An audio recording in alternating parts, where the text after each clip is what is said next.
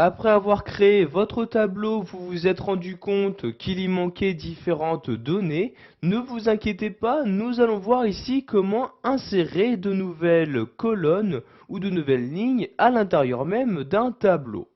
Donc pour commencer, nous allons voir comment insérer une nouvelle ligne. Donc comme vous pouvez le voir ici par exemple, pour cette ligne-là, il en manque une donc pour nous afficher l'identifiant numéro 11.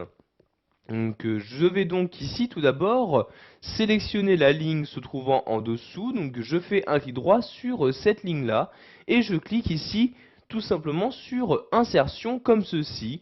Et vous aurez automatiquement donc une nouvelle ligne qui va s'insérer donc juste au-dessus de la ligne que vous avez auparavant sélectionnée. Et je vais donc pouvoir maintenant y saisir les différentes données que je souhaite. Donc vous voyez ici, je me rends dans cette cellule-ci et j'insère le 11 comme ceci.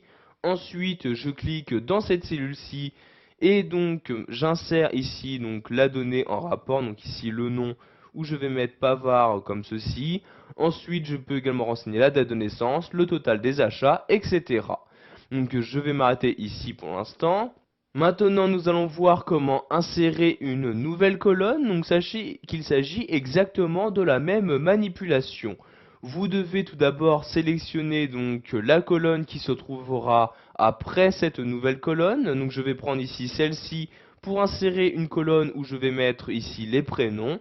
Je fais donc un clic droit sur cette colonne-ci, puis je clique ici sur insertion dans le menu et vous avez donc maintenant une nouvelle colonne qui vient d'apparaître à l'intérieur même de mon tableau.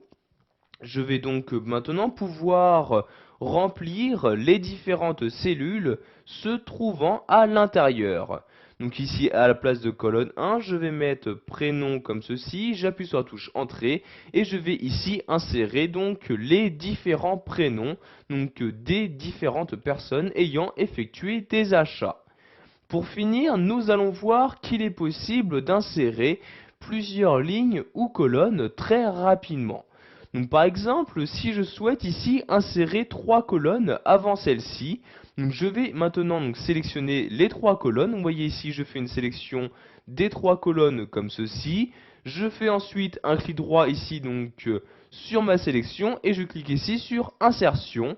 Et comme vous pouvez le voir, vous avez donc automatiquement 3 colonnes qui ont été insérées juste avant, donc ici la première sélectionnée. Voilà, vous savez maintenant comment insérer des lignes ou des colonnes dans un tableau qui a déjà été créé dans Excel 2010.